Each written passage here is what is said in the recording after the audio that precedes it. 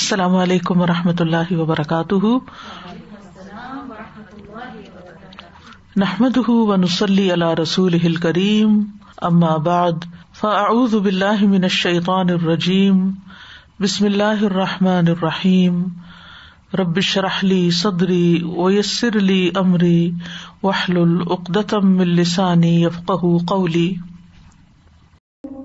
اور اللہ نے ایک بستی کی مثال بیان کی جو امن والی مطمئن تھی، اس کے پاس اس کا رزق ہر جگہ سے بافراغت آتا تھا، تو اس نے اللہ کی نعمتوں کی ناشکری کی تو اللہ نے اسے بھوک اور خوف کا لباس پہنا دیا، ان اعمال کے بدلے جو وہ کیا کرتے تھے۔ اس مثال سے پہلے اللہ سبحانہ تعالیٰ اپنے بندوں پر اپنے بہت سے انعامات کا ذکر کرتے ہیں، اور ایک جگہ پر فرماتے ہیں وما بکم من نعمت فمن اللہ، تمہارے پاس جو بھی کوئی نعمت ہے وہ اللہ ہی کی طرف سے ہے۔ اور نعمتوں میں ہر طرح کی نعمتوں کا ذکر اس سورت میں کیا گیا ہے، اس کو سورۃ النعم بھی کہا جاتا ہے، نعمتوں والی سورت، جس میں کھانے پینے کی نعمتوں کے علاوہ آس پاس بکھری ہوئی نعمتیں، رہنے کے لیے گھروں کی نعمت، پھر اسی طرح گھروں کی مختلف قسمیں، جیسے مویشیوں کی کھالوں سے بنائے ہوئے گھر جن کو تم اپنے سفر اور قیام کے دوران ہلکا پاتے ہو، پھر مویشیوں کی اون، پشم، بالوں سے حاصل کردہ جو سامان بنتے ہیں، اسی طرح سائے فراہم کرنے کے لیے اللہ تعالیٰ نے پہاڑوں میں جو چھپنے کی جگہ بنائی، پھر اسی طرح مختلف طرح کے لباس کی بات کی گئی۔ تو سلسلہ انعام یعنی نعمتوں کا سلسلہ مکمل کرنے کے بعد اللہ تعالیٰ فرماتے ہیں یعرفون نعمت اللہ ثم ینکرونها واکثرهم الکافرون، وہ اللہ کی نعمت کو پہچانتے ہیں پھر اس کا انکار کرتے ہیں، اور ان میں سے اکثر ناشکرے ہیں۔ اس کے بعد اللہ تعالیٰ نے ناشکری کرنے والوں کو دھمکی بھی سنائی کہ فعلیہم غضب من اللہ ولہم عذاب عظیم، کہ ان لوگوں پر اللہ کا بڑا غضب ہے اور ان کے لیے بہت بڑا عذاب ہے۔ اور اس کے اختتام میں آیت 109 میں فرمایا لا جرم انہم فی الآخرۃ ہم الخاسرون، کوئی شک نہیں کہ یہ لوگ آخرت میں بھی خسارہ اٹھانے والے ہیں۔ اور پھر اس کے بعد اللہ سبحانہ تعالیٰ نے ایک مثال ایسی بستی کے ساتھ بیان کی جن کو دنیا میں عذاب دیا گیا تھا کیونکہ انہوں نے اللہ کی نعمتوں کی ناشکری کی تھی، تو اللہ نے انہیں دوسروں کے لیے سبق اور عبرت بنا دیا کہ جو بھی اللہ کی نعمتوں کی ناشکری اور ناقدری کریں گے تو ان کا حال یہی ہوگا۔ حقیقت یہ ہے کہ انسانوں کی کوئی بھی آبادی، کوئی بھی علاقہ جب امن و اطمینان سے رہ رہا ہو، ان کے درمیان رزق کی فراوانی ہو، پھر اللہ سبحانہ تعالیٰ ان کے پاس کوئی ہدایت دینے والا بھی بھیج دے، جیسے مکہ والوں کے پاس محمد صلی اللہ علیہ وسلم کو بھیجا گیا تھا، تو ایک صورت تو یہ ہے کہ وہ اللہ تعالیٰ کی اس نعمت کی قدر کرے، اس انسان، اس پیغمبر کی بات کو مانے اور مزید نعمتیں حاصل کریں، دنیا میں بھی اور آخرت کی بھی۔ اور دوسری صورت یہ ہے کہ اس کا انکار کرے اور اس کے بعد اللہ کے عذاب کے مستحق ہوں، جیسا کہ اس کے اگلی آیت میں آتا ہے وَلَقَدْ جَاءَهُمْ رَسُولٌ مِّنْهُمْ فَكَذَّبُوهُ، یقیناً ان کے پاس ایک رسول انہی میں سے آیا تو انہوں نے اس کو جھٹلا دیا، فَأَخَذَهُمُ الْعَذَابُ وَهُمْ ظَالِمُونَ، تو ان کو عذاب نے پکڑ لیا اور وہ ظالم تھے۔ تو یہاں اللہ تعالیٰ دونوں رویوں کے بارے میں بتا رہے ہیں کہ جو نعمتوں پر شکر ادا کرے اس کا حال کیا ہوتا ہے، اور جو ناشکری کرے اس کا انجام کیا ہوتا ہے۔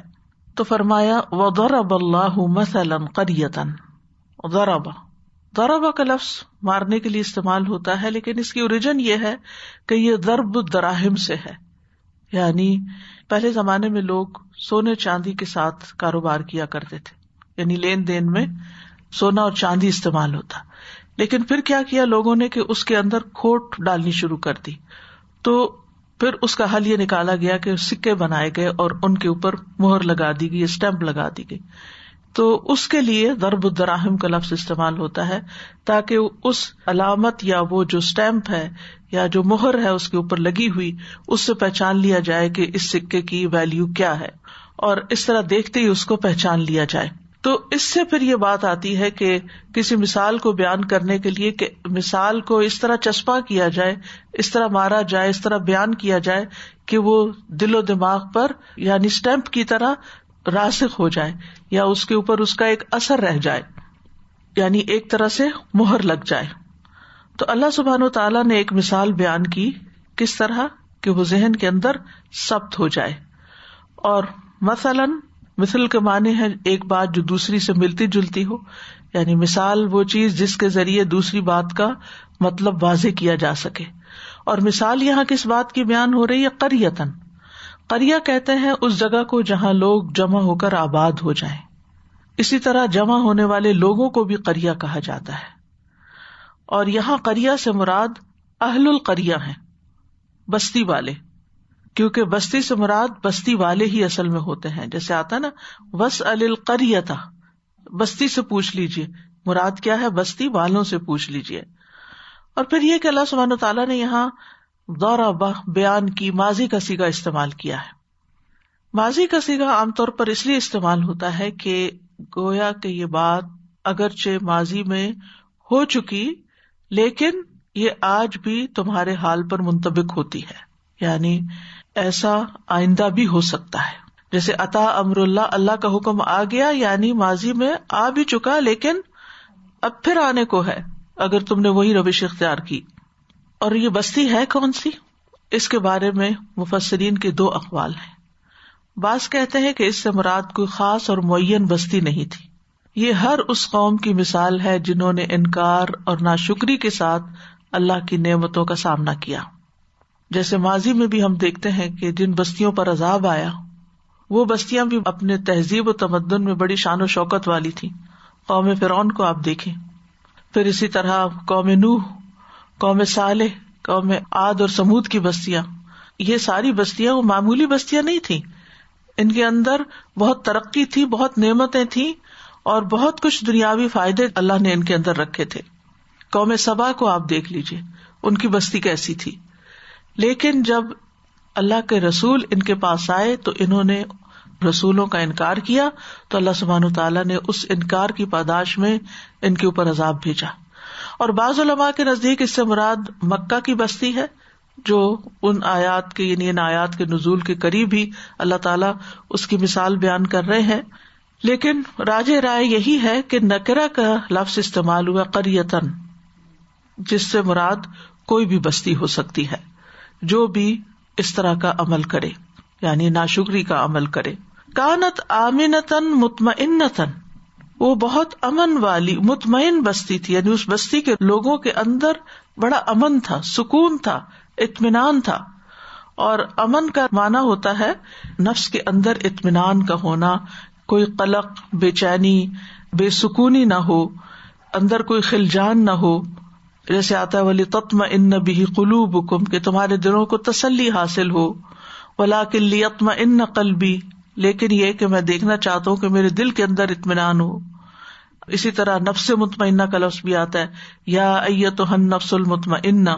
تو مطلب یہ ہے کہ وہ بہت اطمینان کی اور امن کی زندگی گزار رہے تھے، جس میں کسی قسم کا کوئی خوف نہیں تھا، ہر طرح کا سکون تھا، کوئی بے چینی اور بے قراری نہیں تھی، کوئی چوری ڈاکے نہیں تھے، کوئی کسی کی عزتیں نہیں لوٹتا تھا، اور ہر طرف سے ان کو نعمتیں میسر تھیں. یعنی دشمنوں کے غالب آنے سے بھی سلامت تھے اور ویسے بھی ان کو فارغ البالی تھی، یعنی ہر طرح کی نعمت چونکہ موجود تھی تو ان کے اندر ایک اطمینان تھا کہ ہمارے پاس کھانے کو بھی ہے، رہنے کو بھی ہے، ہمارے سفر بھی آسان ہے.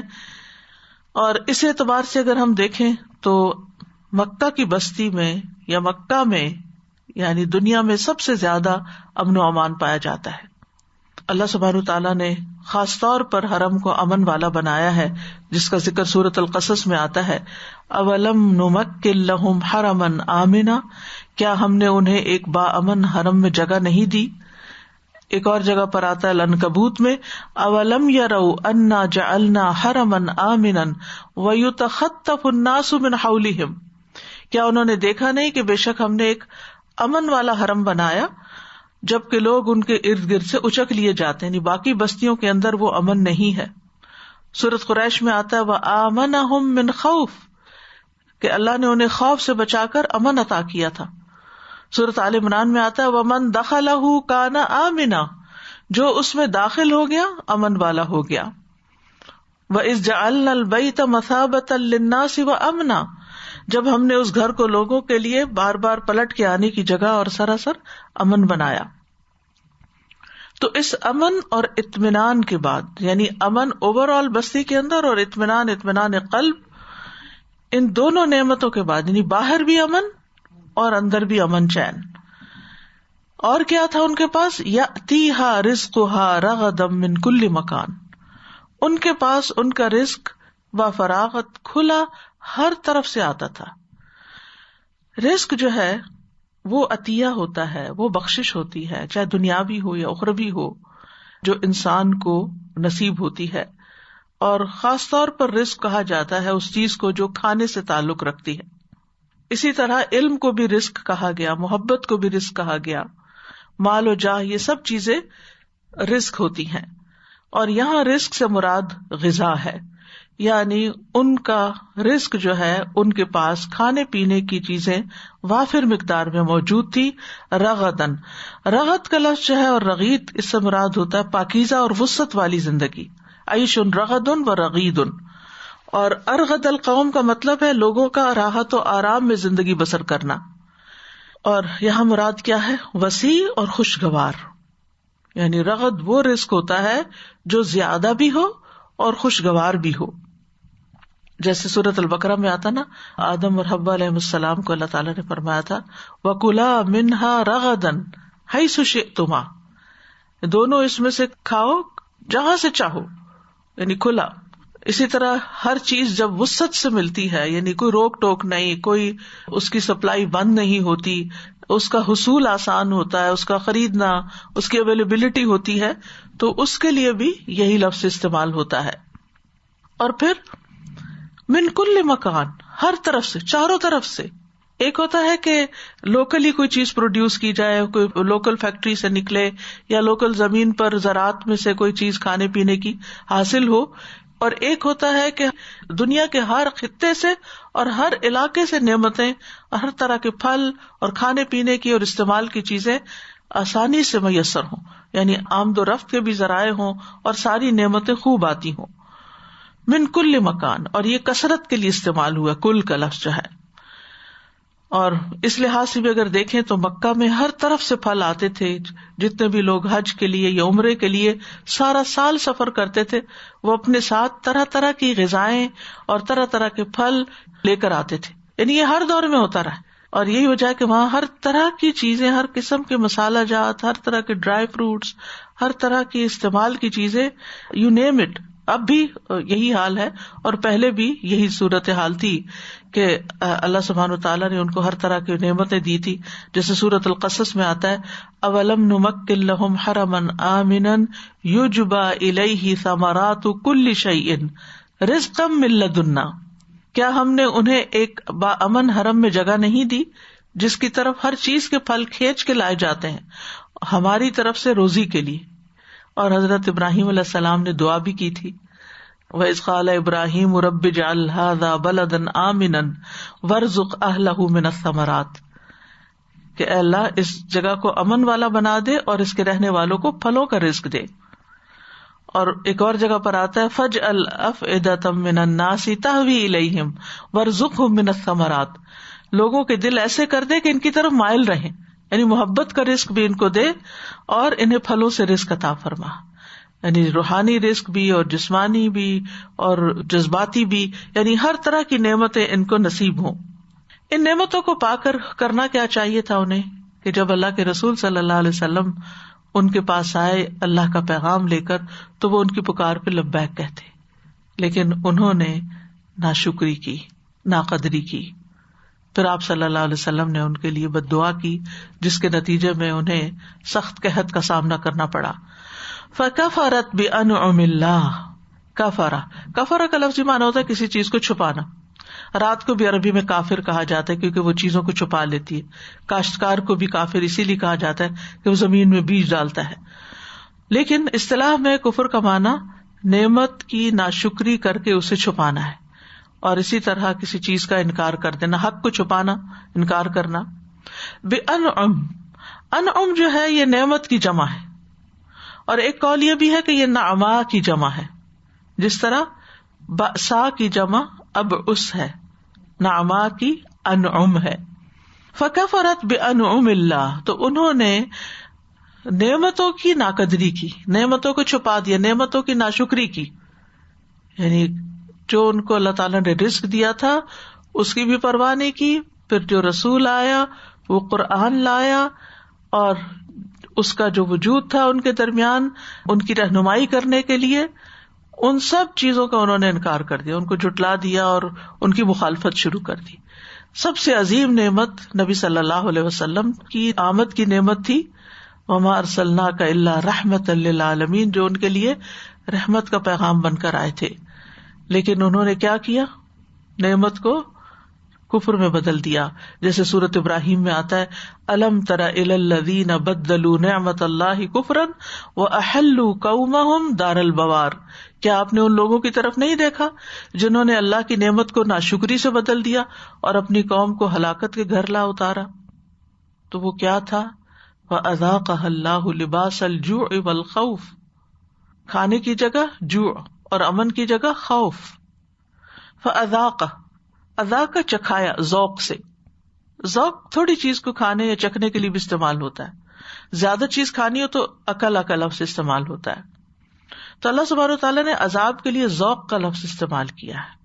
اگرچہ لغوی اعتبار سے اس میں قلت ہے، لیکن اس کے ساتھ ہی کثرت کے معنی کی صلاحیت بھی موجود ہے.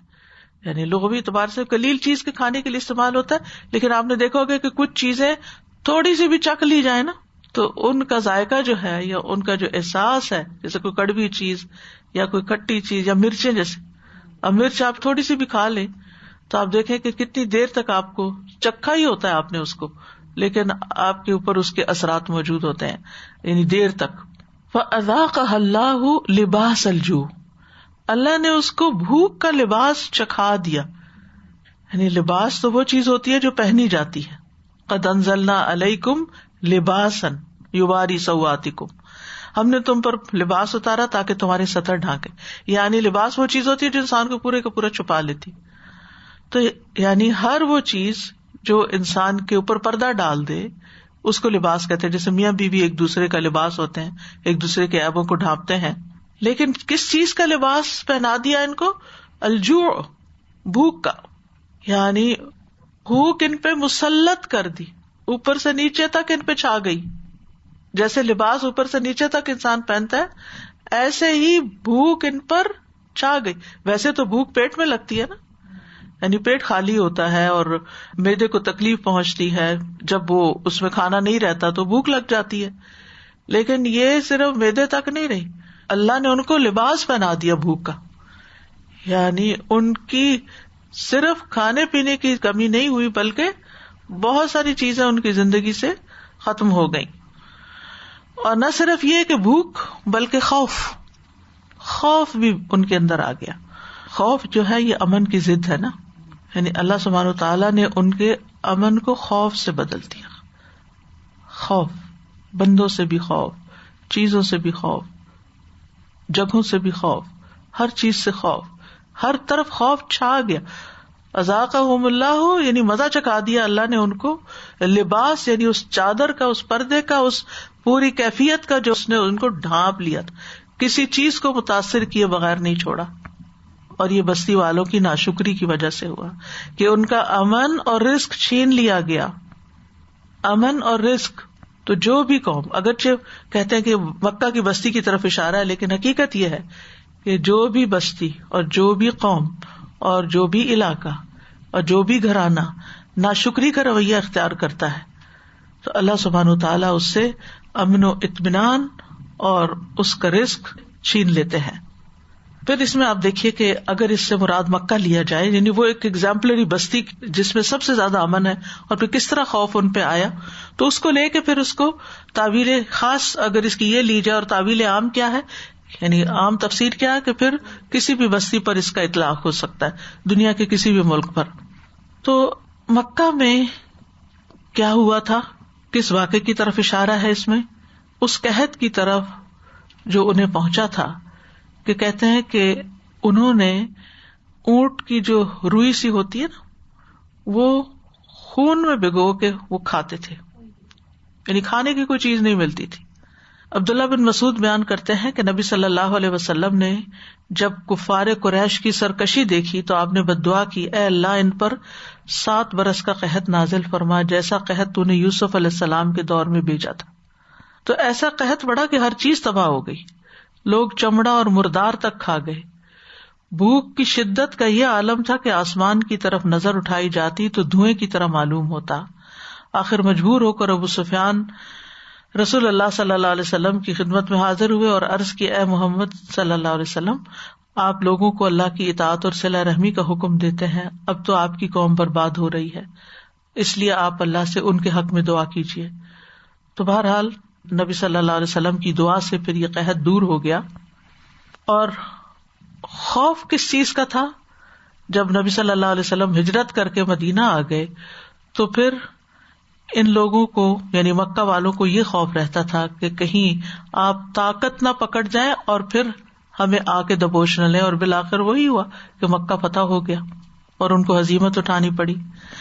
اور یہ سب کچھ کیوں ہوا؟ بما کانوا یصنعون، ان بدعمالیوں کی وجہ سے، اس کفر کی وجہ سے، ناشکری کی وجہ سے جو وہ خود اپنے آپ پر کیا کرتے تھے. وما ظلمهم اللہ ولکن کانوا انفسهم یظلمون، اللہ نے ان پہ ظلم نہیں کیا تھا، وہ خود اپنے آپ پر ظلم کرتے تھے. وَلَقَدْ جَاءَهُمْ رَسُولٌ مِّنْهُمْ فَكَذَّبُوهُ وَأَخَذَهُمُ الْعَذَابُ وَهُمْ ظَالِمُونَ. یہ اس کے نیکسٹ آیت میں اس بات کو مکمل کیا جا رہا ہے کہ ان کے پاس رسول آیا تھا جو انہی میں سے تھا تو انہوں نے اس کو جھٹلا دیا تو اللہ نے ان کو عذاب میں پکڑ لیا، وہ خود ہی ظالم تھے. تو بستیوں میں امن تبھی قائم رہتے ہیں جب وہ اللہ کے داعی کی دعوت کو قبول کر لیں، اللہ کی اطاعت کرے، اللہ کی نافرمانیوں سے بچے. اور اگر وہ نہیں بچتے تو پھر اگلے مرحلے پر قوم کو ہلاک کر دیا جاتا ہے. فَأَخَذَهُمُ الْعَذَابُ وَهُمْ ظَالِمُونَ، یعنی پھر الٹیمیٹ عذاب بھی آ جاتا ہے جسے پہلی بستیوں پر آیا. لیکن مکہ تو فتح ہو گیا تھا تو لوگوں کی اکثریت نے اسلام قبول کر لیا تھا. تو اس مثال کی عمومی یا اجمالی وضاحت کچھ یوں ہے کہ اللہ سبحانہ وتعالیٰ نے کفران نعمت کے وبال پر لوگوں کو وارن کرنے کے لیے، ناشکری کے انجام پر تنبیہ کرنے کے لیے ایک بستی کو بطور مثال پیش کیا ہے. جو بستی امن و امان والی تھی، اس کے لوگ آسودہ حال تھے، انہیں کسی طرف سے لوٹ مار کا اندیشہ نہیں تھا، کسی کے حملے کا اندیشہ نہیں تھا کہ کوئی ہمارے اوپر حملہ آور ہو جائے گا، اور ہر طرف سے رزق بسہولت آسانی سے ہر دم آتا رہتا تھا چاروں طرف سے. لیکن جب اس بستی نے اللہ کی نعمتوں کی ناشکری کی تو اللہ سبحانہ وتعالیٰ نے اس بستی کو بھوک اور خوف کا لباس پہنا دیا. یعنی امن کی جگہ ہر جگہ خوف ہی خوف تھا اور بندہ بندے سے ڈرنے لگا. تو اس سلسلے میں اگر ہم دیکھیں قوم سبا کی مثال تو وہ بھی بڑی عبرتناک ہے، جس میں بہت بڑا سبق ہے. لقد کان لسبأ فی مسکنہم آیہ، بلا شبہ سبا کے لیے ان کے رہنے کی جگہ میں ایک نشانی تھی. کیا نشانی؟ جنتان، 2 باغ تھے، عن یمین و شمال، دائیں اور بائیں، یعنی جس طرف نظر اٹھاتے تھے باغ ہی باغ تھے. مفسرین کہتے ہیں کہ ان باغوں میں اتنا عمدہ پھل تھا کہ اگر کوئی شخص فروٹ پکنگ کے لیے باغوں میں جاتا تو اس کو پھل توڑنے نہیں پڑتے تھے، وہ اپنے پیچھے باسکٹ لگا لیتا اور پکے پھل خود بخود گرنا شروع ہو جاتے تھے اس کے چلنے کے ساتھ ساتھ. یعنی عمدہ پھل اور پھر فراوانی اس کی اور سہولت سے آسانی سے ملنا اس کا. کہا کیا گیا ان کو؟ کلوا من رزق ربکم، اپنے رب کے رزق میں سے کھاؤ پیو، واشکروا لہ، لیکن شکر ادا کرو. یعنی تم سے کس چیز کا تقاضا ہے کہ یہ ساری نعمتیں استعمال کرو، تمہارے لیے پیدا کی اللہ نے، لیکن تمہیں شکر ادا کرنا ہوگا، ایکنالج کرنا ہوگا، اللہ کی مرضی پہ چلنا ہوگا. بلدۃ طیبۃ ورب غفور، پاکیزہ شہر، عمدہ شہر، آئیڈیل، مثالی، اور رب بھی بڑا بخشنے والا، یعنی چھوٹی موٹی غلطیوں کو معاف کرنے والا. کہتے کہ ابتدا میں یہ لوگ اہل کتاب تھے اور دین پر تھے تو اللہ نے بھی ان پر خوب انعامات کیے. پھر کچھ عرصے کے بعد جو اگلی جنریشن آئی، فَعَارَضُوا، انہوں نے کیا کیا؟ اپنے دین کو چھوڑ دیا، اعراض کیا، یعنی انہوں نے ان نعمتوں کو فار گرانٹیڈ لیا کہ بس مل رہی ہے نا، یہ تو ایک نیچرل پروسیس ہے ان ساری چیزوں کے اگنے کا. اور اریگیشن کا سسٹم بھی ان کا بڑا اچھا تھا, ان کے پاس بند تھا. مفسرین کہتے ہیں کہ اللہ سبحانہ تعالیٰ نے ایسے چوہے مسلط کر دیے جنہوں نے بند کو اندر سے کھوکھلا کر دیا, یعنی اس کی مٹی ہٹا دی اور پھر بند ٹوٹ گیا. فَأَرْسَلْنَا عَلَيْهِمْ سَيْلَ الْعَرِمِ, تو ہم نے ان کو بند کا سیلاب بھیجا. یعنی وہ بند انہوں نے اس لیے باندھا ہوا تھا کہ پانی کو روک لیتے تھے سارا سال, پھر اس سے اریگیشن کرتے تھے. تو وہی بند جو تھا اس کی دیواریں ٹوٹی اور پانی جو تھا ان کی بستیوں کی طرف آ گیا, ان کے کھیتوں کی طرف آ گیا. نتیجہ کیا ہوا کہ یہ قوم تتر بتر ہو گئی, کوئی شام کی طرف, کوئی وہاں سے نکل کر ایران کی طرف, کوئی مدینہ کی طرف, یعنی پوری دنیا میں. اور ان کی مثال دی جانے لگی کہ یعنی کسی قوم کا بکھرنا یا ان کے اندر تفریق ہونا جیسے قوم سبا بکھر گئی تھی, یعنی اس کی مثال دی جاتی. اور ہم نے انہیں ان کے 2 باغوں کے بدلے 2 اور باغ دیے جو بد مزہ پھلوں اور جھاؤ کے درختوں اور کچھ تھوڑی سی بیریوں والے تھے. یہ انجام ہوا ان کی ناشکری کا. ذالک جزیناہم بما کفروا, یہ بدلہ دیا ہم نے ان کو ان کے کفر کی بدولت. وہل نجازی الا الکفور, اور ہم یہ بدلہ اسی کو دیتے ہیں جو بہت ناشکر ہو, کفور ہو, کافر کی جگہ کفور فعول کے وزن پر. تو اس آیت میں ہمارے لیے سیکھنے کا بہت بڑا سبق ہے, بحیثیت ایک فرد کے بھی اور بحیثیت ایک قوم کے بھی. جب ایک انسان گناہ کرتا ہے, ناشکری کرتا ہے, تو وہ اپنی ذاتی زندگی میں اس کا وبال دیکھتا ہے. اور جب ایک قوم بحیثیت مجموعی ناشکری کرتی ہے تو پھر قومی اعتبار سے مشکلات آتی ہیں. حضرت علی کہتے ہیں کہ کبھی ایسا نہیں ہوا کہ کسی نے کوئی گناہ کیا ہو اور وہ پھر اس کی وجہ سے مشکل میں نہ پڑا, اور وہ مشکل توبہ کرنے سے ہی آسان ہوئی. یعنی جب کوئی مصیبت آئے تو کثرت سے توبہ کی جائے, اللہ کی طرف پلٹا جائے تو مشکل حل ہو جاتی ہے. دیکھا جائے تو شکر کیا ہے؟ شکر جو ہے وہ اللہ تعالیٰ کی نعمتوں کا اعتراف ہے. سب سے پہلے یہ دل میں پیدا ہوتا ہے, پھر الفاظ کی صورت میں زبان پہ آ جاتا ہے, پھر انسان کے عمل میں آ جاتا ہے. اللہ تعالیٰ نے انسان کو بہترین جسم دیا, بہترین دماغ دیا, بہترین صلاحیتیں دی, زمین آسمان کی چیزوں کو اس کی خدمت میں لگا دیا. دنیا کو بسانے کے لیے, آباد کرنے کے لیے جن وسائل کی ضرورت تھی وہ سارے وسائل اللہ نے عطا کیے, کچھ زمین کے اندر, کچھ زمین کے اوپر, کچھ سمندروں میں, جن کو کام میں لا کر انسان نے تہذیبی اور تمدنی ترقی کی, اور ان نعمتوں میں مزید اضافہ ہوا. یعنی جو جو انسان میچور ہوتا گیا اور پھر جو جو علم بڑھتا گیا اور تجربہ بڑھتا گیا تو نعمتوں میں بھی اضافہ ہوتا گیا. آج ہمیں جو نعمتیں حاصل ہیں گرمی سردی کے بچاؤ کے لیے, کیا آج سے 200 سال پہلے کے لوگوں کو اسی زمین پر یہ سب کچھ میسر تھا؟ ہرگز نہیں, اور کہیں بھی پوری دنیا میں. اور دن بدن جو نعمتیں اللہ تعالیٰ دیتا چلا جا رہا ہے وافر مقدار میں, تو یہ اللہ سبحانہ وتعالیٰ کے دیے ہوئے رزق ہی کے استعمال سے انسان حاصل کر رہا ہے. اب ہر لمحہ ہم کسی نہ کسی نعمت سے فائدہ اٹھا رہے ہوتے ہیں, ہر لمحہ. آنکھیں ایک نعمت ہے, کان نعمت ہے, زبان نعمت ہے, عافیت جو ہے وہ ایک بہت بڑی نعمت ہے, صحت نعمت ہے. لیکن کیا ہم ہر لمحہ شکر گزار بھی ہوتے ہیں؟ نہیں ہوتے. یعنی اگر ایک طرف نعمتوں کو رکھا جائے اور اس کے مقابلے میں شکر کی کیفیت کو رکھا جائے تو وہ اس کے مقابلے میں بہت نیچے ہے. ہم نعمت استعمال کیے جاتے بغیر احساس کے کہ یہ نعمت ہے, نعمت کو نعمت بھی نہیں سمجھتے. تو سب سے پہلا تو شکر کا لیول یہ ہے کہ انسان نعمت کو نعمت سمجھے, اس کا اعتراف کرے, اور پھر یہ سمجھے کہ یہ اللہ نے مجھے دیا ہے. تو بات یہ ہے کہ شکر جو ہے وہ عبادت کی ایک قسم ہے, اور شکر کا تعلق انسان کے پورے وجود سے ہوتا ہے اور اس کی پوری شخصیت میں وہ ڈھلکتا ہے. اور پھر انسان کے اندر یعنی جب وہ اعتراف آتا ہے زبان سے تو الحمدللہ کہتا ہے, لیکن پھر اس کا دل اللہ کی محبت میں ایسے بھر جاتا ہے کہ وہ اپنا مال اللہ کے راستے میں دینے لگتا ہے. وَيُطْعِمُونَ الطَّعَامَ عَلَىٰ حُبِّهِ مِسْكِينًا وَيَتِيمًا وَأَسِيرًا, یہ محبت کے جذبے کے تحت ہی ہوتا ہے. اسی طرح وہ اپنا وقت اللہ کے راستے میں لگاتا ہے, شوق سے عبادت کرتا ہے, اللہ تعالیٰ کے احکامات کو مد نظر رکھتا ہے کہ اچھا جس منعم نے یہ سب کچھ دیا تو اس کا مجھ پہ کیا حق ہے, کیا کرنا چاہیے مجھے. یعنی اس کی پوری شخصیت بدل جاتی. جیسے کل بھی بات ہوئی تھی نا کہ ایک سلبی شخصیت ہوتی ہے, ناشکری, نیگیٹو, اور ایک ایجابی ہوتی ہے, پازیٹو, کہ جس میں انسان انسانوں کی بھی قدر کرتا ہے اور انسانوں کے پیدا کرنے والے رب کی بھی قدر کرتا ہے اور اس کی ساری نعمتوں کو اکنالج کرتا ہے, ان کو مانتا ہے. تو اس لیے ہمیں اپنی زندگی میں ہر نعمت پر شکر کو مختلف طریقوں سے کرتے رہنا چاہیے. اور نعمتوں کو قائم رکھنے کا ذریعہ بھی شکر ہی ہے, ورنہ انسان کسی بھی جگہ اللہ کی پکڑ سے محفوظ نہیں ہے.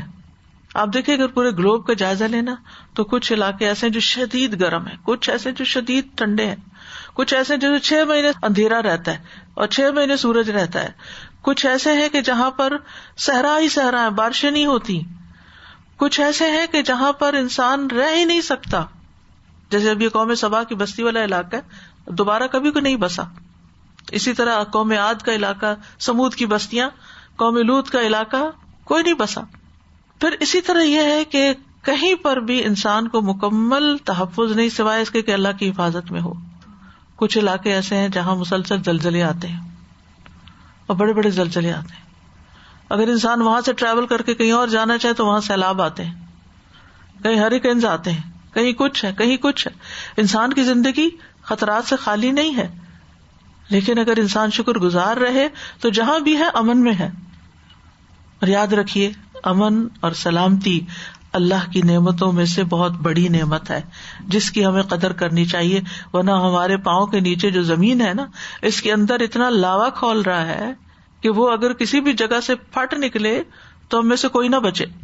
تو یہ اللہ تعالیٰ نے ہی ہمیں امن اور اطمینان کی نعمت عطا کی ہے. اور پھر یہ بات بھی یاد رکھیے کہ ایمان والوں کو یہ نعمت زیادہ نصیب ہوتی ہے, یعنی امن اور اطمینان کی. سورۃ الانعام میں آتا ہے فَأَيُّ الْفَرِيقَيْنِ أَحَقُّ بِالْأَمْنِ إِن كُنتُمْ تَعْلَمُونَ, دونوں گروہوں میں سے امن کا زیادہ حقدار کون ہے اگر تم جانتے ہو. کون ہے؟ الذین آمنوا ولم یلبسوا ایمانہم بظلم, وہ جو ایمان لائے اور اپنے ایمان کو ظلم سے آلودہ نہیں کیا, شرک سے. اولئک لہم الامن وہم مہتدون, ایسے ہی لوگوں کے لیے امن ہے اور وہ ہدایت یافتہ ہے. مومن کو اللہ کی حفاظت کا یقین ہوتا ہے, اس لیے پرسکون رہتا ہے. وہ اللہ پہ توکل کرتا ہے, ہر معاملے میں اللہ کی طرف رجوع کرتا ہے. کوئی بیماری ہو اللہ سے دعائیں کرتا ہے, کھانے پینے کو نہیں تو اللہ سے مانگتا ہے. تو اللہ سبحانہ تعالیٰ کا انسان کی زندگی میں ہونا یہ انسان کے لیے امن اور اطمینان کا سبب ہوتا ہے کہ میرا کوئی ہے جو مشکل میں میرے کام آئے گا.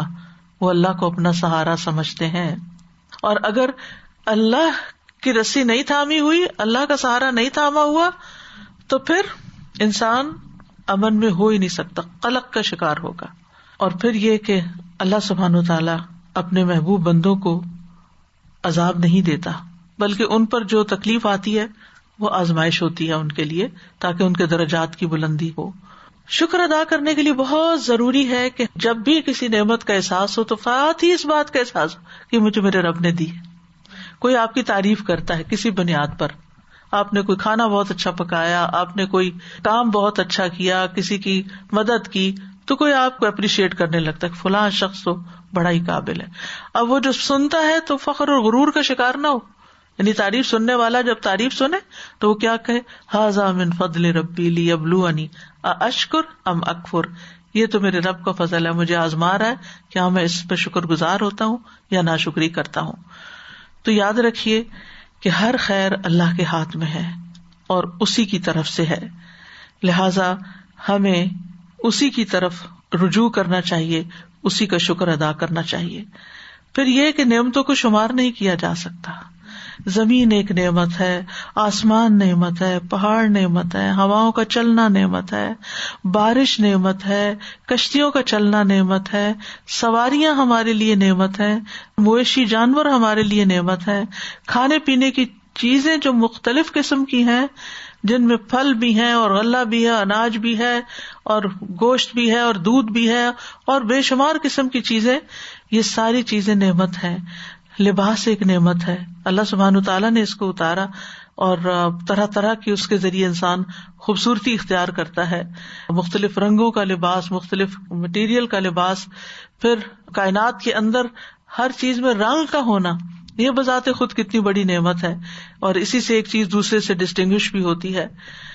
پھر زمین کے اندر بہت سے خزانے ہیں، آسمان سے رزق برستا ہے، آسمان سے نعمتیں آتی ہیں.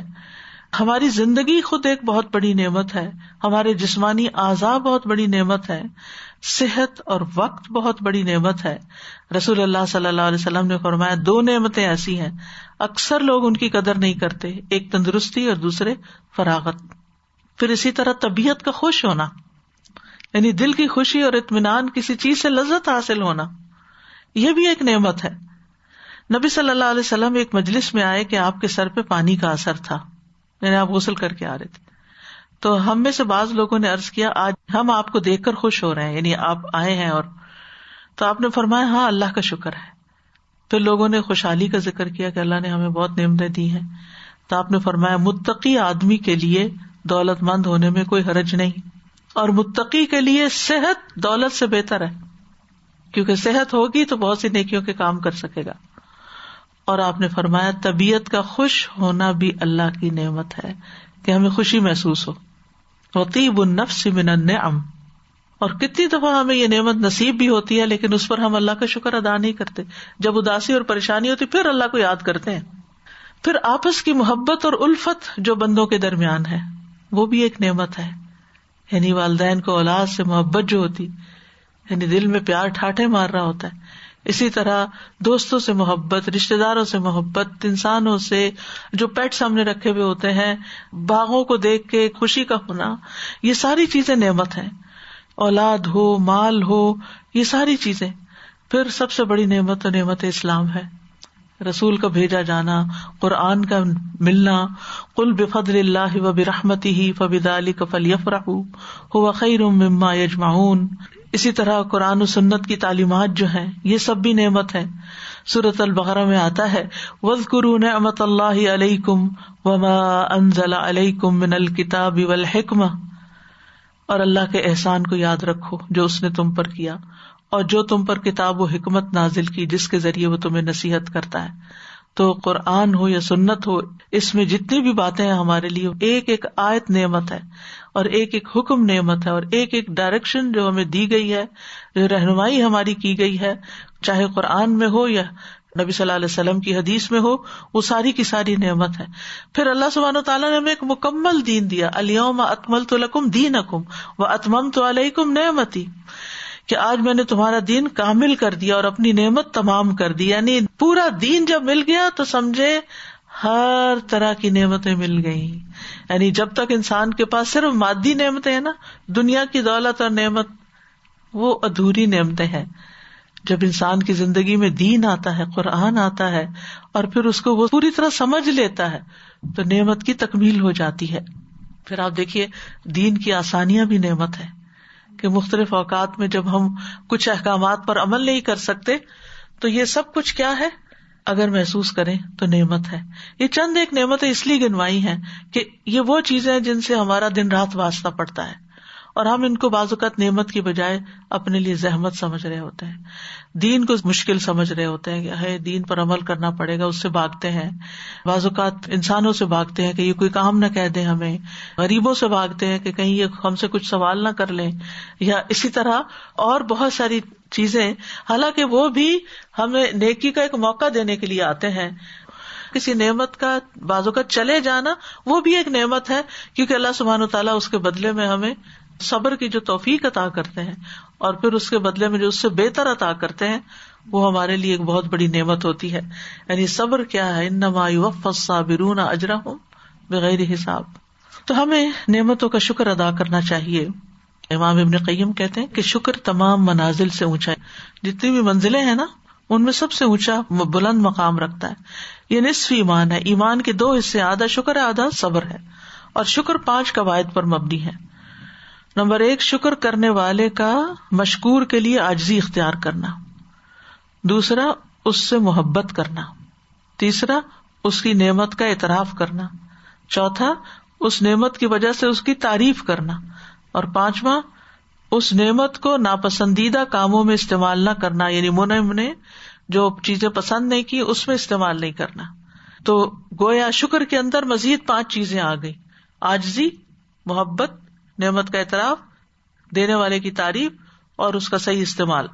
اور پھر یہ ہے کہ آغاز شکر کا ہوتا ہے نعمتوں کو پہچاننے سے، اور کمال ہوتا ہے ان نعمتوں کو اللہ کی رضا میں خرچ کرنے سے. یعنی ایک چیز آپ کو مل گئی، پھر آپ اس کو لگاتے کہاں ہیں. مال آپ کو ملا، اب آپ کرتے کیا ہیں. لیکن افسوس یہ کہ بہت سے لوگ جب نعمتیں ان کو ملتی ہیں تو وہ ان کو اللہ کی ناراضگی میں استعمال کرنا شروع کر دیتے. اگر ہم زبان سے کہتے بھی رہیں کہ الحمدللہ بہت کچھ ہے، اللہ کا بڑا فضل ہے، اور اس فضل کو ہم ویسٹ کریں، ضائع کریں، اسراف کر کے اور دکھاوا کر کے، تو آپ سوچیے کہ پھر ہم نے کیا کمایا. تو یاد رکھیے کہ نعمتوں کو پہچاننا جو ہے نا، یہ بھی ایک نعمت ہے، اور شکر ادا کرنا بھی ایک نعمت، شکر کی توفیق ملنا بھی. اور یہ بھی ہے کہ صرف کھانے پینے کی چیزیں ہی نعمتیں نہیں جو کہ ہر وقت ہم دیکھتے ہیں. ابو درداء کہتے ہیں جو خود پر اللہ کی نعمت کو نہیں پہچانتا مگر صرف کھانے پینے میں، تو اس کا علم کم ہو گیا. یعنی اگر وہ سمجھتا ہے کہ کھانا پینا ہی نعمت ہے تو پھر علم نہیں ہے اس کے پاس، اور اس کے عذاب کا وقت آ گیا، یعنی اب آئے گی اس پر آزمائش. تو اگر ہم چاہتے ہیں کہ اللہ کی رحمتیں رہیں اور فضل میں مزید اضافہ ہوتا رہے تو پھر ہر طرح کی نعمتوں کی قدر کرنی چاہیے، جیسا کہ انبیاء علیہ السلام ہے. کل سورت بنی اسرائیل جب میں سن رہی تھی تراویح میں، تو اس میں نوح علیہ السلام کے بارے میں آیا کہ انہ کان عبدا شکورا. تو غور کیا میں نے کہ ان کی زندگی میں کیا تھا ان کی زندگی میں. سوچیے ذرا آپ، کتنی ٹف لائف تھی. سبحان اللہ. یعنی قوم نے 950 سال کی محنت کا کیا جواب دیا کہ چند لوگوں کے سوا کوئی ان کے ساتھ نہیں گیا کشتی میں. کشتی بنانے کا مذاق اڑاتے تھے اور ان کی ہر تعلیم کا اور ہر چیز، یعنی انہوں نے ایک مشقت دیکھی اور ایک طویل مشقت دیکھی. لیکن اللہ سبحانہ و تعالیٰ ان کو کیا فرما رہے؟ کھانا عبدن شکورا. یعنی ہم یہ سمجھتے ہیں کہ شکور صرف وہی ہو سکتا ہے جس کے پاس نعمتوں کے انبار ہو اور ہر طرف فراوانی اور اس زندگی میں کوئی مشکل نہ ہو، تو اس کو شکر ادا کرنا چاہیے اور وہی شکور ہو سکتا ہے. لیکن نوح علیہ السلام کی مثال تو ایک بالکل مختلف مثال ہے. اس سے یہ پتہ چلتا ہے کہ یہ ایک رویہ ہے شکر گزار ہونا. یعنی جو شکر گزار ہوتا ہے نا وہ ہر حال میں ہی ہوتا ہے، کیونکہ وہ اپنے رب کو، دینے والے کو پہچانتا ہے اور اس پر اعتماد کرتا ہے، ٹرسٹ کرتا ہے کہ اگر کوئی تکلیف بھی اس کی طرف سے آئی ہے تو اس میں بھی اس نے میرے لیے کوئی خیر ہی رکھی، اس پر بھی وہ مسکرا اٹھتا ہے، وہ ناراض نہیں ہوتا. اور اگر کوئی نعمت ملی ہے تو ضرور میرے لیے کوئی نیکی کمانے کا موقع آ رہا ہے. مال ملا ہے، کوئی اور چیز ملی ہے، تب میں اس کو اگر صحیح راستے پہ استعمال کروں گا، اللہ کے راستے میں دوں گا، اور زیادہ میری نعمت میں اضافہ ہوگا، اللہ کی رضا میں اضافہ ہوگا. پھر اسی طرح دوسری طرف سلیمان علیہ السلام کی مثال ہے. تو ان کے لیے ہر چیز مسخر کر دی گئی تھی. پرندوں کی بولی وہ سمجھتے، جن ان کے آگے مسخر تھے، ہوائیں مسخر تھی، اتنا کچھ، اور طرح طرح کے پرندے اور جانور اور کیا کچھ. تو انہوں نے اس کو کیا سمجھا؟ آزمائش. لیبلونی اشکر ام اکفر. یہ سب مجھے اللہ نے اس لیے دیا ہے کہ مجھے آزما کے دیکھے کہ میں شکر کرتا ہوں یا ناشکری کرتا ہوں. تو ایک پیغمبر جو ہے انتہائی تکلیف میں اور شکر گزار ہے، اور ایک انتہائی نعمتوں میں اور وہ اس کو آزمائش سمجھ کر اس پر شکر گزار ہے. ابراہیم علیہ السلام کے بارے میں آپ دیکھیں، شاکرا لانعمہ اجتباہ وہداہ الی صراط مستقیم. کس طرح ابراہیم علیہ السلام شکر گزار بندے تھے. خود نبی صلی اللہ علیہ وسلم، افلا اکون عبدا شکورا، میں اللہ کا شکر گزار بندہ نہ بنوں. طویل قیام کرتے، طویل سجدے کرتے، طویل دعائیں مانگتے اور روتے. تو شکر جو ہے یہ ہماری زندگی میں بہت اہم ہے، یہ ایک عبادت ہے. وَاعْبُدُوهُ وَاشْكُرُوا لَهُ، اس کی عبادت کرو، اسی کا شکر ادا کرو. الیہ ترجعون، اسی کی طرف تم لوٹ کر جاؤ گے. بَلِ اللَّهَ فَاعْبُدْ وَكُن مِّنَ الشَّاكِرِينَ. عبادت اور شکر ساتھ ساتھ آ رہا ہے. اللہ ہی کی عبادت کیجیے اور شکر کرنے والوں میں سے ہو جائیے. دن اور رات کا آنا جانا یہ بھی اس لیے ہے کہ ہم شکر گزار بنے. وَهُوَ الَّذِي جَعَلَ اللَّيْلَ وَالنَّهَارَ خِلْفَةً لِمَنْ أَرَادَ أَنْ يَذَّكَّرَ وَأَرَادَ شُكُورًا، یعنی یہ تبدیلی جو ہے اللہ والوں کے لیے کیا ہے، شکر کا باعث بنتی ہے. وہ دن آتا ہے تو شکر کرتے ہیں، وہ رات آتی ہے تو شکر کرتے ہیں. تو نعمتوں کے دیے جانے کا اصل مقصد ہی شکر گزاری ہے. یعنی اتنی بے شمار آیتیں ہیں کہ وقت نہیں ہے. افرأیتم الماء الذی تشربون اانتم انزلتموہ من المزن ام نحن المنزلون لو نشاء جعلناہ اجاجا فلولا تشکرون. ہم چاہیں تو پانی کھارا کر دیں تمہارا، شکر کیوں نہیں کرتے؟ اور شکر کا فائدہ خود انسان کو ہی ملتا ہے. ومن یشکر فانما یشکر لنفسہ، شکر گزار جو ہے وہ عذاب سے بچا لیا جاتا ہے. جب قوم لوط پر عذاب آیا تو آل لوط کو بچا لیا گیا، اس کے بعد فرمایا نعمتم من عندنا کذالک نجزی من شکر. آل لوط کو بچایا جانا شکر کی بنا پر تھا. شکر گزار انسان کائنات پر بھی غور و فکر کرتا ہے، اس سے عبرت لیتا ہے. شکر گزار انسان کو بلند مقام ملتا ہے. کھا کر شکر ادا کرنے والا صبر کرنے والے روزے دار کی طرح ہے. بغیر کسی وجہ کے اگر کوئی الحمدللہ رب العالمین کہتا ہے تو 30 نیکیاں لکھ دی جاتی ہیں، 30 برائیاں مٹا دی جاتی ہیں. قیامت کے دن سب سے بہترین بندے الحمادون ہوں گے، جو سب سے زیادہ اللہ کی تعریف کرنے والے، کیونکہ جب انسان شکر کرتا ہے تو سب سے پہلے منہ سے تعریف ہی پھر نکلتی ہے.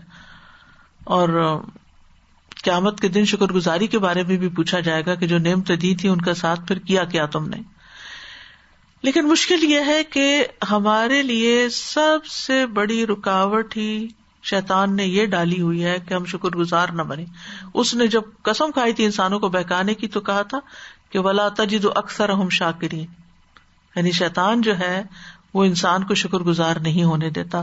اس کا ہدف ہی یہ ہے کہ وہ بندوں سے ناشکری کروائے. اور ناشکری کس طرح کرواتے؟ جیسے مال ہے تو فضول خرچی کروا کے، کیونکہ وہ خود ناشکرا ہے تو انسان کو بھی وہ ناشکرا ہی بناتا ہے. اور پھر ناشکری جو ہے یہ نعمتوں کے زوال کا سبب بھی ہے، اس لیے اس سے بچنا چاہیے. جیسے اس آیت میں اور اس مثال میں ہمیں بتایا گیا ہے کہ وہ بستی بہت فلرشڈ تھی، بہت اعلیٰ ترین نعمتوں سے نوازی ہوئی تھی، لیکن ناشکری کی وجہ سے ساری نعمتیں اس کی چلی گئیں. تو چاہے کفر ہو یا شرک ہو یا گناہ اور نافرمانیاں ہو، غرور اور تکبر ہو یا بوسٹنگ ہو، فخر ہو کہ یہ تو میری محنت ہے، انما اوتیتہ علی علم من عندی، یہ تو میرے علم کی بنا پر ہے، یہ تو میری کوشش ہے، اس سے پھر نعمتیں چلی جاتی ہیں. جیسے قارون کا انجام ہوا، جیسے فرعون کا انجام ہوا. پھر اسی طرح یہ ہے کہ اگر انسان اپنی نعمتوں کو شیئر نہیں کرتا تو بھی نعمتوں کا زوال ہو جاتا ہے. جیسے باغ والوں کا قصہ آتا ہے سورۃ القلم میں، انا بلوناہم کما بلونا اصحاب الجنہ. ان کے ساتھ کیا ہوا تھا جب انہوں نے کہا کہ ہم غریب مسکین کو کچھ نہیں دیں گے، تو ان کے باغ پہ فطاف علیہا طائف من ربک وہم نائمون فاصبحت کالصریم، کٹی ہوئی کھیتی کی طرح باغ ہو گیا، سارا باغ جل گیا. جو نعمتوں کو شیئر نہیں کرتا، ایک فرشتہ مقرر کیا جاتا ہے جو صرف یہی بد دعا کرتا رہتا ہے کہ اللہم آتی منفقا خلفا، یہ دعا دیتا ہے دینے والے کو، اور اللہم آتی ممسکا تلفا، اللہ جو روکتا ہے نعمتوں کو، دوسروں کے ساتھ شیئر نہیں کرتا، اس کی نعمتوں کو برباد کر دے. دینے والے کو اور دے، اور جو نہیں دیتا اس کا وہ بھی ضائع ہو جائے.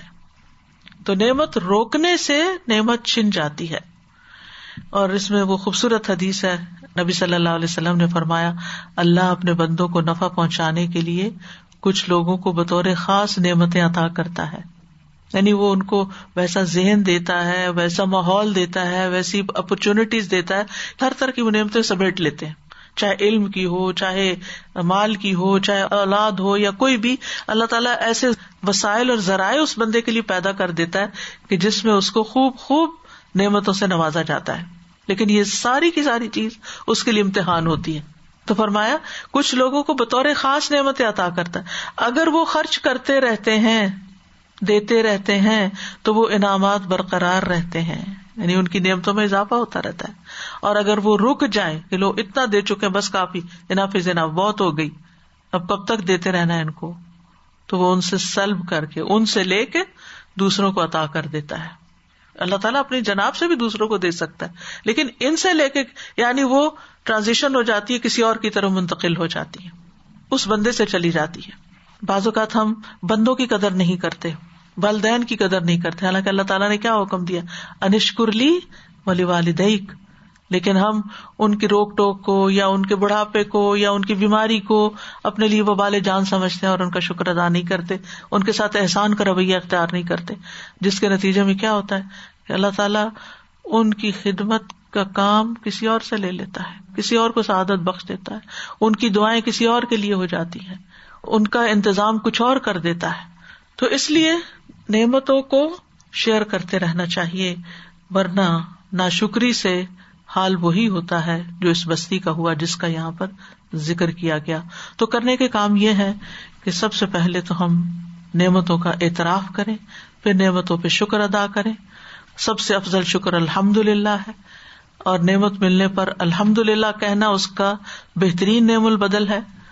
اور وہ شکر جو اسلام کی چوٹی ہے، یعنی ہائیسٹ مقام اور لیول پر ہے، 3 چیزوں پر خاص طور پر مشتمل ہے.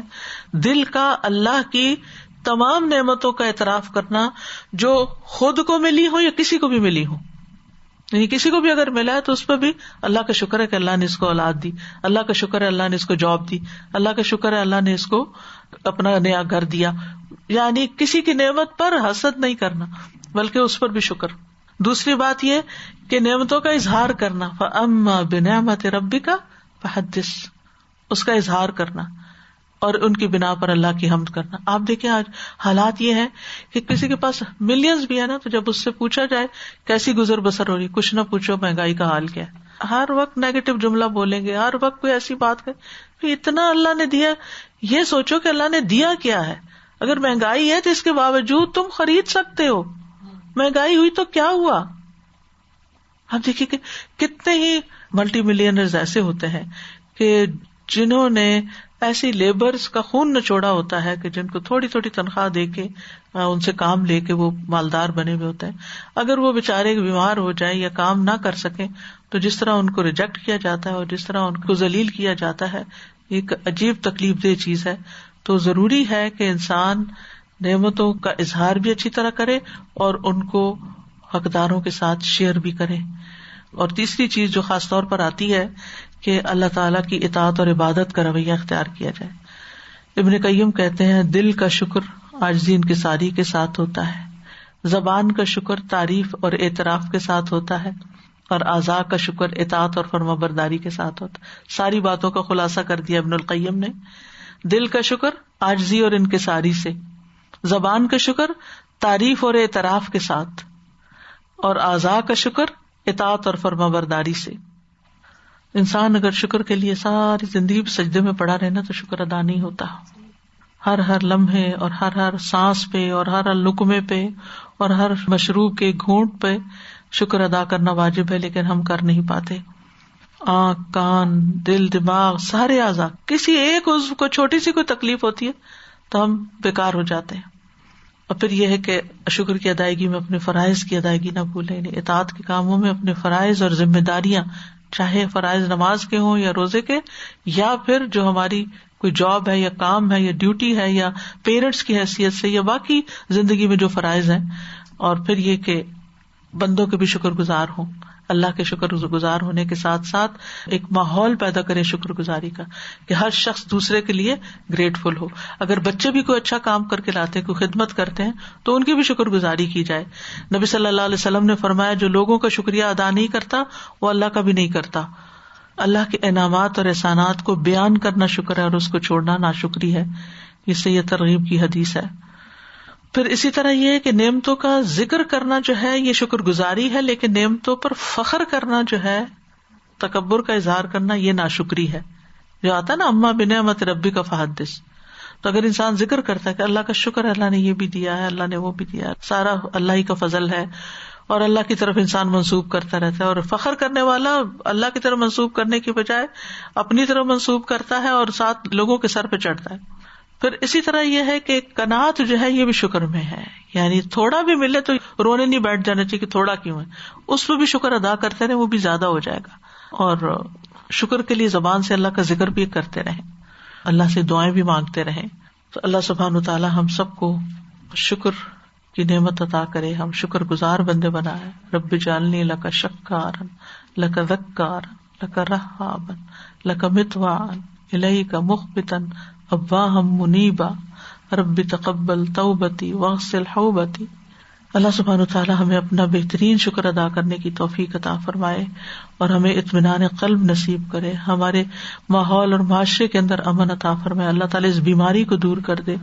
اللہ تعالیٰ اس سارے خوف کو دور کر کے ہمیں شکر گزار بنا کے ہمارے اوپر نعمتوں کو عام فرما دے. الحمد للہ عدد ما خلق والحمد للہ ملء ما خلق والحمد للہ عدد ما فی السماوات والارض والحمد للہ ملء ما فی السماوات والارض والحمد للہ عدد ما احصا کتابہ والحمد للہ ملء ما احصا کتابہ والحمد للہ عدد کل شیء والحمد للہ ملء کل شیء. رب اوزعنی ان اشکر نعمتک التی انعمت علی وعلی والدی وان اعمل صالحا ترضاہ وادخلنی برحمتک فی عبادک الصالحین. اللہم اعنی علی ذکرک وشکرک وحسن عبادتک. اللہم اجعلنا شاکرین لنعمک مثنین بہا قائلین بہا واتممہا علینا.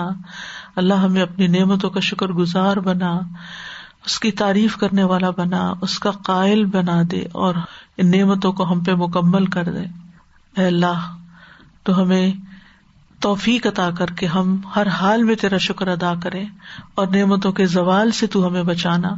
اللہم انی اعوذ بک من زوال نعمتک وتحول عافیتک وفجاءۃ نقمتک وجمیع سخطک. اللہم انی اسألک النعیم المقیم الذی لا یحول ولا یزول. اللہم انی اسألک النعیم یوم العیلہ. یا رب العالمین تو ہم سب کو ہر نعمت پر شکر ادا کرنے کی توفیق دے. اللہ ہم نعمتوں کا اقرار کرتے ہیں اور اپنے گناہوں کا بھی اقرار کرتے ہیں. فاغفر لی فإنہ لا یغفر الذنوب الا انت. ربنا تقبل منا انک انت السمیع العلیم وتب علینا انک انت التواب الرحیم.